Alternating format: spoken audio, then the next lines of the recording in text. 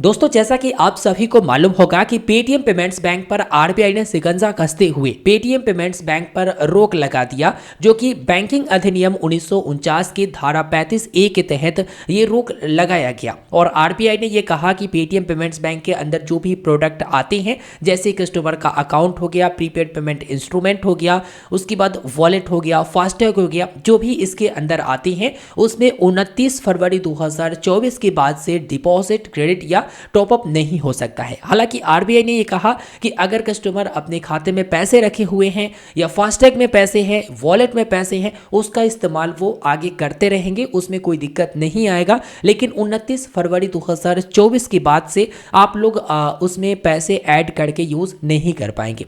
इसको लेकर पेटीएम की तरफ से एक बहुत बड़ा अपडेट दिया गया है और ये अपडेट आप सभी को जानना बहुत ही ज़्यादा जरूरी है, क्योंकि हम लोग पेटीएम का प्रोडक्ट यूज करते हैं, पेटीएम पेमेंट्स बैंक का प्रोडक्ट यूज करते हैं, वॉलेट यूज करते हैं, सेविंग्स अकाउंट यूज करते हैं, करेंट अकाउंट यूज करते हैं, फास्टैग यूज करते हैं, जो भी इनका प्रोडक्ट है वो यूज करते हैं और बड़े पैमाने पर हम लोग यूज करते हैं। अब ऐसे में ये अचानक से बैन हो जाना, रोक लग जाना काफी चिंता की विषय है। लेकिन इसको लेकर पेटीएम ने एक बहुत बड़ा अपडेट दे दिया है जिसको जानना जरूरी है और थोड़ी सी खुशी आपको जरूर होगा कि चलो एक नया रास्ता निकलकर सामने आया है। बिल्कुल मैं आपको आसान शब्दों में बताऊंगा, लाइव प्रूफ के साथ वीडियो में आगे बने रहिएगा। वीडियो को लाइक करते हुए चैनल को सब्सक्राइब कर लीजिएगा। सबसे पहले मैं आपको बताऊं कि आरबीआई का जो ये अपडेट आया उसके बाद पेटीएम का जो शेयर है जिसमें भारी गिरावट देखने को मिला आज, जिसमें 19.99% की गिरावट यहाँ पर शो हो रहा है और डाउन सर्किट में है, जो कि आप देख सकते हैं। और कल भी ऐसा लग रहा है कि गिरावट देखने को मिलेगा और ये सब हुआ आरबीआई के अपडेट आने के बाद, जो कि पेटीएम पेमेंट्स बैंक पर आरबीआई ने रोक लगाया। इसको लेकर ये भारी गिरावट देखने को मिला है। आरबीआई के अपडेट के बाद पेटीएम ने भी एक बहुत बड़ा अपडेट दिया और क्लियर कर दिया है कि क्या क्या इंपैक्ट पड़ने वाला है, नहीं पड़ने वाला है। देखिए यहाँ पर पेटीएम ने मेंशन किया है कि Paytm QR, Paytm sound box, Paytm card machine to continue, यानी जो पेटीएम का क्यूआर है वो जारी रहेगा, चलता रहेगा। पेटीएम का जो साउंड बॉक्स है वो चलता रहेगा, साथ ही यहाँ पर कार्ड मशीन है वो चलता रहेगा। इसके साथ पेटीएम ने आगे ये भी लिखा, no impact on savings account, wallet, FASTag and NCMC card, यानी नो इम्पैक्ट, कोई भी इम्पैक्ट इस पर नहीं बताया पेटीएम ने। हालांकि मैं आपको बता दूं कि अभी आप सोच रहे होंगे कि यार आरबीआई ने तो कहा कि इस पर इम्पैक्ट आएगा, जो प्रीपेड पेमेंट इंस्ट्रूमेंट है, वॉलेट हो गया, कस्टमर का जो सेविंग्स अकाउंट है ये भी आ गया, फास्टैग आ गया, उसके बाद एनसीएमसी कार्ड आ गया, तो इस पर तो इम्पैक्ट पड़ेगा। लेकिन पेटीएम ने यहां पर तगड़ा दिमाग लगाया है, ध्यान से समझिएगा। पहले आप यहां पर देखिए कि पेटीएम ने क्या क्या चीजें मेंशन किया है, ध्यान से आप देखिए। और यहां पर मैं इसे पूरा रीड कर चुका हूं और आसान भाषा में मैं आपको अभी समझा दूंगा, फिर भी एक नज़र आप देख लीजिए, ठीक है।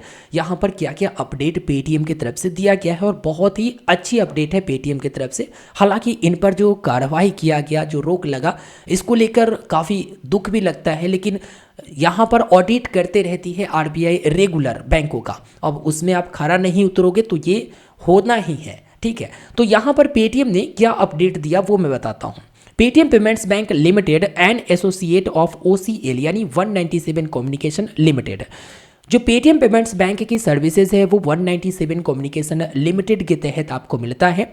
सबसे बड़ा 197 कम्युनिकेशन, उससे छोटा यानी उसके अंदर जो आएगा वो पेटीएम पेमेंट्स बैंक आएगा और उसके अंदर जो आएगा वो पेटीएम पेमेंट्स बैंक के अंदर जैसे वॉलेट आ जाएगा, सेविंग्स अकाउंट आ जाएगा, करंट अकाउंट आ जाएगा, फास्टैग आ जाएगा, एनसीएमसी कार्ड आ जाएगा, तो ये सब आ जाएगा। तो आरबीआई का जो अपडेट आया है वो इन्हीं चीज को लेकर आया है, जो पेटीएम पेमेंट्स बैंक के अंतर्गत जितने भी प्रोडक्ट है 29 फरवरी 2024 के बाद से उसमें डेबिट क्रेडिट नहीं कर सकती हैं, यानी आप उसमें पैसे रखकर उसका यूज नहीं कर सकती हैं। अगर पहले से पैसे रखे हुए हैं 29 फरवरी 2024 से पहले, ठीक है, तो उसका आप इस्तेमाल आगे करते रहेंगे जब तक समाप्त नहीं हो जाता, और समाप्त होने के बाद आप आगे इस्तेमाल नहीं कर सकती हैं। लेकिन पेटीएम ने यहाँ पर तगड़ा दिमाग लगाया और पेटीएम सोचा कि क्यों ना मैं थर्ड बैंक, थर्ड पार्टी के साथ पार्टनरशिप कर लूँ। जैसे अभी भी पेटीएम को देखोगे तो पार्टनरशिप करके काफी सारे प्रोडक्ट वो चला रही है। यही दिमाग अब इन सभी चीजों में पेटीएम लगाने वाली है, जो कि अलग दूसरे बैंक से पार्टनरशिप करके फॉरवर्ड बाई कोई और बैंक लिखेगा और पेटीएम जो है वो सर्विसेज आप तक पहुंचाएगी। लेकिन ये कब तक आएगा अभी कुछ भी डेट बताया नहीं गया है, लेकिन बहुत जल्द आएगा, क्योंकि अभी देखोगे तो डेट भी लंबा है। 29 फरवरी 2024 से इन पर रोक लगने वाली है। तब तक ये जुगाड़ लगाकर कहीं ना कहीं पार्टनरशिप कर लेंगे और जो सर्विसेज इनका बंद हो रहा है उसे चालू करने का पूरा ये अथक प्रयत्न करेंगे और हम लोगों को ये सर्विस प्रोवाइड करेंगे। अगर मैं आपको बताऊं कि कौन कौन से प्रोडक्ट पर इंपैक्ट नहीं पड़ा है, तो ये हो गया पेटीएम पेमेंट्स बैंक का लोन। जो पेटीएम पेमेंट्स बैंक का लोन मिलता है वो पेटीएम जो है पार्टनरशिप कर रखी है लेंडर पार्टनर के साथ, और पेटीएम आपको लोन नहीं देता है बल्कि पेटीएम एक जरिया देता है आपको अप्लाई करने का, और जो लोन अप्रूवल होता है और लोन मिलता है वो मिलता है इनके लेंडर पार्टनर से। दूसरा है आपका फिक्स डिपॉजिट। जो फिक्स डिपॉजिट का सर्विसेज मिल रहा है वो पेटीएम पेमेंट्स बैंक से नहीं मिल रहा है। भला ही पेटीएम पेमेंट्स बैंक आपको अकाउंट ओपन कराकर देती है, लेकिन फिक्स डिपॉजिट में आप देखोगे तो पावरेड बाय इंडसइंड बैंक लिखा हुआ, तो इंडसइंड बैंक वहां पर पावरेड कर रही है। इसका मतलब ये हुआ कि एफडी वाला भी कारोबार बंद नहीं होगा अभी जो चल रहा है। साथ ही ऐसे बहुत सारे सर्विसेज हैं जो पेटीएम पेमेंट बैंक के सीधे पावरेड नहीं आ रहा, बल्कि कहीं ना कहीं वो पार्टनरशिप करके या कोई ना कोई पार्टनरशिप पावरेड कर रहा है, तब जाकर आपको ये सर्विस देता है।